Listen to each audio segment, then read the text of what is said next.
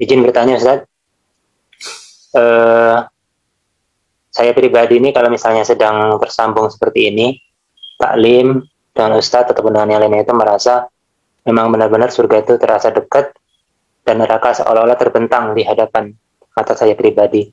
Cuman yang ingin saya tanyakan, ketika sudah berada di aktivitas luar, artinya sudah selesai taklim ini, kembali kepada aktivitas kesibukan saya pribadi di luar, saya merasa seperti lupa dengan apa yang sudah didapatkan ketika taklim itu. Nah, saya tanyakan adalah, apakah ini termasuk daripada tanda-tanda keimanan atau sebaliknya itu tanda-tanda daripada sifat munafik?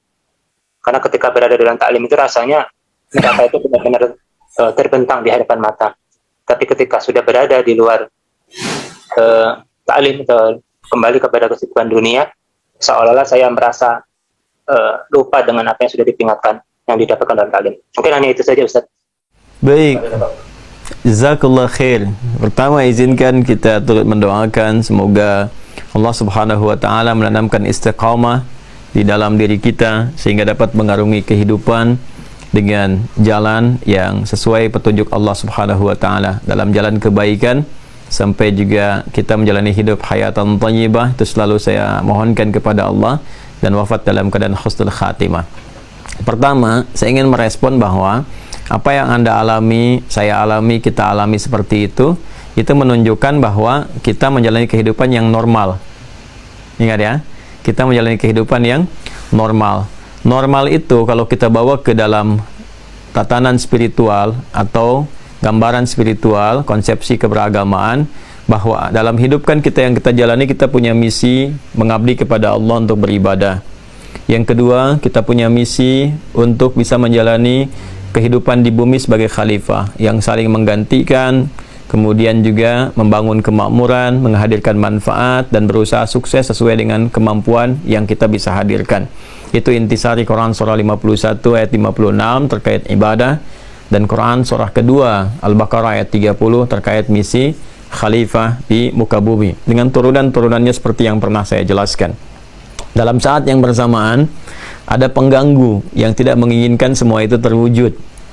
Pengganggu itu muncul dari sifat iri hati yang tidak diselesaikan dengan tobat, kemudian berubah menjadi dendam, dan dari dendam itu kemudian berubah menjadi tindakan-tindakan brutal, sifatnya kriminal, kriminalnya kriminal spiritual, kan? Jadi melalui bisikan-bisikan ingin menghancurkan, ya, ingin kemudian juga menghadirkan beberapa keburukan-keburukan sehingga membuktikan dengan itu bahwa dia merasa hebat, layak, dan menunjukkan kesombongannya. Makhluk itulah yang disebut dengan iblis, berasal dari kalangan sebagian jin, dikonfirmasi di Quran surah 18 Al-Kahf di ayat ke-50, kana minal jinni fafasaqa an amri rabbi. Nah, ketika dia mewariskan keburukannya kepada manusia supaya membuktikan kesombongannya, yang pertama dia katakan ana khairum minhu khalaqtani min narin wa khalaqtahu min tin, konfirmasi di Quran surah ke-7 Al-A'raf di ayat ke-12 itu sampai dengan 13-nya. Di situ kemudian dia mulai mewariskan, menggoda supaya membuktikan kesombongan, sekaligus membawa teman, ya, untuk agar dia bisa berada di dalam neraka itu dengan ancaman itu, ya. Nah, itu dikonfirmasi di Quran surah kedua Al-Baqarah ayat 36 dengan nama setan, fa'azallahuma syaitan. Kemudian dia pun meminta kepada Allah, ya, sebelum Adam diturunkan, kemudian Hawa diturunkan, untuk membuktikan kesombongannya itu dengan cara menggoda anak cucu Adam dan meminta bagian tertentu seperti yang pernah saya jelaskan di serial Mira. Dari awal sampai dengan 60 sekian video itu saya jelaskan, masih ingat, tentang keterkaitan antara roh, nafas, kemudian ada kolbu, ada sodron, sampai ke fisik, ya. Nah, dia meminta bagian dari jiwa manusia itu untuk menggoda saja, bukan memaksa, tapi menggoda, ya, meminta untuk bisa menggoda, sehingga dengan godaan-godaan itu membuat keadaan manusia tidak stabil. Karena yang dia goda itu bagian sisi katalisnya. Katalis disebut dengan fujur. Quran surah ke-91 Asy-Syams ayat 7 sampai 10 itu. Wa nafsi wa ma sawaha, dan demi jiwa manusia yang diciptakan dengan sempurna. Sempurna itu ada takwa dan fujurnya. Fa alhamaha fujuraha wa taqwaha. Nah, takwa itu, ya, di situ ada nilai-nilai keimanan yang membuat kita konsisten. Iman itu yang menjadikan kita tersambung dengan nilai-nilai kebaikan. Tadi Anda rasakan, kalau sedang iman kita menguatkan, kita merasakan mana yang benar, mana yang salah, ya kan? Mana yang soleh, mana yang salah, mana yang baik, mana yang buruk. Kita merasakan dekatnya surga, ya, karena surga itu memang diraihnya dengan iman. Quran surah kedua ayat 25. Wabasyiril ladzina amanu, iman dulu, wa amilus solihat annalahum jannatin tajri min tahtihal anhar. Jadi roh kita bisa merasakan nikmatnya kemuliaan, kebaikan, rasa-rasanya mulia, dan kita bisa merasakan benarnya janji itu, ya, berupa surga. Karena surga pun diraihnya dengan iman dan amal soleh. Artinya kalau ada seseorang sudah beriman dan dia memupuk imannya dengan amal soleh, dia akan merasakan kedekatan surga seperti yang tadi Anda sampaikan misalnya. Dan itu akan bergantung pada tingkat amalan-amalan dia. Ya, sahabat pernah ditanya oleh Rasulullah, dan kisahnya sangat viral sekali. Ya, satu pagi ditanya oleh Rasulullah, "Kaifa asbahta?" Beliau jawab apa? "Asbahtu mu'minan haqqa." Ya, saya merasakan jadi mukmin yang sejati, kata beliau. Ya, terus kata Nabi, setiap klaim itu harus ada buktinya. Nah, ingin dikonfirmasi, mengajarkan kepada kita. Lalu apa yang beliau sampaikan? "Ya Rasulullah, ya, saya melihat bahwa sekarang ini seakan-akan surga terbentang, pintunya terbuka, neraka tertutup," kan? Maksudnya apa? Ini gambaran kepada kita bahwa kalau orang-orang beriman yang benar itu, ya, surga itu kan ditempuhnya dengan jalan-jalan kebaikan, amal soleh. Wabasyiril ladzina amanu wa amilus solihat. Jujur mengantarkan ke surga karena iman, ya. Kalau imannya nggak ada, jadi masalah juga, karena kunci pembukanya itu imannya. Jujur mengantarkan ke surga, rendah hati mengantarkan ke surga, sholat, dengan zakat, puasa, baca Quran, itu semua gabungan amal soleh, akumulasinya. Jadi orang-orang yang terbiasa meningkatkan amal soleh, sampai merasakan kenikmatan, kenyamanan, dan sebagainya, ada rahmat Allah dituangkan dalam jiwanya. Begitu rahmat itu ada, itu harapan-harapannya tinggi. Ya, jadi semua janji itu sudah, yang Allah janjikan itu sudah melekat pada jiwanya, sehingga merasakan kedekatan dengan rahmat itu. Ya, bahkan pada tingkat yang tertingginya, yang dia rindukan itu hanya pertemuan dengan Allah, liqa Allah, liqa Allah, liqa Allah, kan? Nah, jadi surga itu sudah ada nomor kesekian, ya, nomor kesekian. Ya, kenapa? Karena yang paling penting itu, kalau Anda misalnya nggak lama berjumpa dengan orang tua dan sebagainya, terus tiba-tiba Anda ingin pulang, ya kan? Misalnya 20 tahun Anda nggak pernah ketemu dengan orang tua karena merantau dan sebagainya. Anda kan sudah nggak peduli lagi mau ada kue apa di rumah. Yang penting pengen lihat wajah ibu, gitu kan? Begitu pulang, Anda nggak akan peduli apakah kuenya ini, kuenya itu, kalengnya kongwan, isinya rangginang, dan sebagainya. Itu udah nggak kepikiran dalam benak kita. Ya, yang kepikiran itu adalah bagaimana nih kita ketemu orang tua ketika pulang pertama kali. Itu gambaran, ya. Maka orang-orang beriman pun puncak tertingginya itu berbinar wajahnya itu ketika dia berjumpa dengan Allah. Quran surah 75, ya, Al-Qiyamah ayat 22 sampai 23. Wujuhun yawma idzin nadhirah ila rabbiha nadhirah. Mereka berbinar wajahnya itu ya ketika bisa menatap Allah tanpa sekat. Ya kan? Nah, berbinar gembira luar biasa. Surganya sudah pasti dapat. Bagaimana bisa berjumpa, diberikan kemuliaan dan sebagainya. Tapi yang ada ridwanullah. Keridhaan Allah itu yang paling utama. Makanya di Quran surah ketiga Ali Imran di ayat 14 itu ketika menghadirkan tentang nikmat-nikmat dunia, zuyyina linnasi hubbus syahawati minan nisa, terus sampai ujungnya. Tapi ayat 15-nya, qul a'unabbi'ukum bi khairin min dzalikum. Ya, kabarkan Muhammad sallallahu alaihi wasallam ada yang lebih nikmat dibandingkan dengan itu. Apa itu? Lil ladzina taqau, bagi orang-orang yang meningkatkan takwa. Takwa itu kan bagian dari iman. Pernah kan saya sampaikan, ya kan? Di dalam jiwa takwa, wa nafsi wa masawwaha fa alhamaha fujuraha wa taqwa. Di takwa itu ada 6 simpul iman. Ketika ditingkatkan imannya dengan apa? Amal saleh.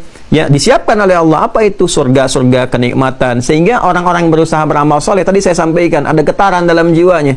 Merasakan kenikmatan-kenikmatan beramal, ada halawatul iman. Terus pancaran surga itu udah bukan sebuah janji lagi, sudah keyakinan lagi pada diri dia itu, ya, sehingga merasakan kenikmatan-kenikmatan itu, nyaman, enak, dan pokoknya kadang-kadang nggak bisa dilukiskan gitu, ya. Tapi kita bisa rasakan ketika kita meningkatkan amal soleh itu, ketenangan, kenyamanan, dan sebagainya. Dan puncaknya apa? Waridwanu minallah, ridha Allah subhanahu wa ta'ala. Nah, tadi saya katakan kembali ke awal, ada satu makhluk yang nggak pengen kita begitu, ya.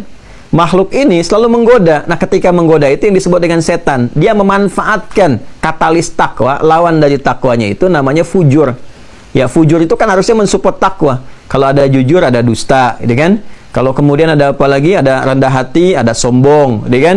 Nah, ada riaknya dan seterusnya. Ada ikhlas, ada riya. Ya, asalnya amarah itu mensupport sabar supaya sabar naik, kan? Nah, kemudian dusta diciptakan mensupport supaya jujur naik, supaya orang nggak dusta. Cuma setan mencoba menjadikan fujur ini berdiri sendiri supaya nggak mensupport kepada takwanya. Jadi dia berikan was-was ke situ. Itu yang dimaksudkan Quran surah keempat An-Nisa di ayat 118 itu. wala udillannahum wala umanniyannahum. Ya. Ketika dia dikonfirmasi oleh Allah dalam Al-Quran, la'anahullah, setan dilaknat oleh Allah. Qala, dia berkata, la'attakhidanna min ibadika nasiban mafruḍa. Ya Allah, ya, saya menginginkan diberikan bagian untuk menggoda bagian manusia supaya nggak konsisten. Jadi ketika jiwa takwanya naik, ya, dia coba berikan waswas kepada fujurnya supaya goyah lagi, supaya nggak ingat lagi, dia berikan lupa lagi. Masih ingat kalau kita ngaji surat Al-Kahf itu, wa ma ansanihi illa syaitan, ya, dan tidak ada yang menjadikan aku lupa itu kecuali setan. Masih ingat ya ketika mengaji itu? Ya, kalau surat Al-Kahf, bagaimana ketika Nabi Musa alaihissalam, ya, kemudian ditemani oleh asistennya, dan asistennya ini kemudian Yusha bin Nun, ya, diminta membawa sesuatu untuk mengikuti sebagai bekal, dan dia lupa. Dan ketika lupa itu mengonfirmasi, wa ma ansanihi illa syaitan, dan tidaklah aku lupa tentang ini kecuali setan memberikan waswas. Jadi waswas setan itu masuk kepada jiwa fujur untuk membuat kita tidak stabil. Ya, yang tadinya kemudian kita tiba-tiba sedang baik, dibuat goyah lagi, ya, dibuat lupa, paling minimal dibikin lupa waktu sholat, lupa kalau hari ini ada ta'lim, lupa kalau kita mau ngaji dan sebagainya. Makanya tadi saya katakan wajar kalau sedang ta'lim kita terhubung, karena semua konektivitasnya mendekatkan kita kepada rahmat Allah. Wajar kalau sedang di masjid kita khusyuk, karena lingkungannya mengarahkan kita kepada nikmat Allah. Wajar kalau di Masjidil Haram itu aura keimanan kita itu semakin menguat. Kenapa? Karena semua hal terkait dengan kehidupan di sana itu, ya, mengarahkan, mendekatkan kepada rahmat Allah. Semua bawaannya ke ibadah saja. Nah, karena itu, kalau kita berpindah keadaan, berpindah tempat yang spektrumnya tidak sama, ruang keadaannya berbeda, maka setan pun, ya, punya kuasa yang lebih daripada yang pertama tadi. Ya, dia bisa lepas lagi, bebas lagi. Karena apa? Keadaannya berbeda, kondisinya nggak sama. Karena itulah kemudian para ulama berusaha memberikan jalan. Kalau Anda ingin stabil di setiap keadaan, bagaimana caranya? Maka Anda masuk ke lingkungan-lingkungan yang mendekatkan dan menguatkan keimanan kita. Maka Imam An-Nawawi nulis kitab namanya Riyadhus Shalihin, 1896 hadis, taman orang-orang saleh. Diberikan isyarat, gaul tuh sama orang-orang seperti ini, kan? Ya, dekati orang-orang begini. Kalau Anda bekerja, cari pekerjaan yang membuat kita lebih mendekatkan diri kepada Allah. Kan rezekinya sudah teratur. Sepanjang kita mau kerja, rezeki datang. Simpelnya kan begitu. Ya, asal kita bersabar sampai meninggal. Kalau nama-nama kan itu istilah manusia saja. Dia kaya, dia begitu, manusia saja. Padahalnya meninggal juga. Ya. Jadi kalau Anda tidak ingin terlalu banyak beban, cari aktivitas itu sebetulnya yang mendekatkan diri kita pada Allah. Cari rumah misalnya, berkegiatan, cari yang mendekatkan diri dengan Allah. Cari pasangan yang kira-kira menjadikan bisa kompak dekat dengan Allah. Kalau itu kita pelihara sampai dengan meninggal, terjaga kita. Walaupun ingat, tidak akan mungkin seutuhnya, ya 100% misalnya, tidak akan ada kegelisahan sama sekali. Itu nggak mungkin, sepanjang setannya masih ada. Ya, sepanjang setannya masih ada. Jadi kalau selesai ta'lim ini, wajar nanti tiba-tiba nggak ingat misalnya, ya ada kondisi-kondisi tertentu yang menjauh lagi, karena ada was-was, artinya setannya berperan. Ya, itulah fitrah kehidupannya. Tinggal nanti, apakah kita sadar nggak sedang digoda? Nah, itu kembali kepada tingkat keimanan kita. Kalau kesadaran ini utuh, kita merasa, oh ini saya tiba-tiba jauh ya, berarti itu pun pertanda baik. Kenapa? Karena kita menyadari bahwa ada sesuatu yang terjadi, ada godaan yang terjadi. Maka di situ kita belajar fikihnya. Misal, Nabi mengajarkan doa tentang berlindung kepada Allah dari godaan setan. Paling minimal baca a'udzubillahi minasyaitonirrajim atau Allahumma inni a'udzubika min hamazati syayatin wa a'udzubika ay yahdurun. Ya Allah, aku berlindung kepadamu dari waswas setan, kehadiran-kehadiran setan yang menggoda dan sebagainya. Baca surah 3 qul huwallahu, qul a'udzu birabbil falaq, qul a'udzu birabbin nas. Baca ayat kursi kalau memang dirasakan godaan itu begitu kuat. Itulah kalau kita pelajari fikihnya sampai dengan istiqamah, maka di surat Fussilat jelas disampaikan, "Tsumastaqamu tatanazzalu 'alaihimul malaika alla takhafu wa la tahzanu wa abshiru bil jannati allati kuntum tu'adun." Kalau kita bisa istiqamah dengan sistem kehidupan tadi, nyari tempat yang baik, kawan yang baik, kehidupan yang baik, terus dipelajari fikihnya, kalau merasakan ada gangguan baca ini, kerjakan ini, sehingga kita bisa terbentengi, maka Allah nanti berikan perlindungan kepada kita lewat malaikat yang menjaga, sehingga setiap apapun yang terjadi, ada godaan setan, langsung itu ada rasa dalam jiwa kita. Support kuat malaikat, support malaikatnya kuat. Ya, jangan lakukan, jangan kerjakan, tinggalkan ini nggak bagus. Hei, seharusnya kamu begini, itu akan ada seketika. Semakin tinggi ibadah, semakin amal soleh ditingkatkan, semakin kuat support kepada kebaikan-kebaikan yang bisa diraih. Kurang lebih konsepsi dasarnya seperti itu. Ya, selamat. Semoga Allah Subhanahu wa taala memberikan keselamatan di dunia, di akhirat, dan keselamatan iman kita sampai kembali kepada Allah seperti nama antum pun diberikan di dalamnya. Selamat. Baik, jazakallah khair. Kurang lebih demikian ya. Semoga bisa dipahami dengan baik.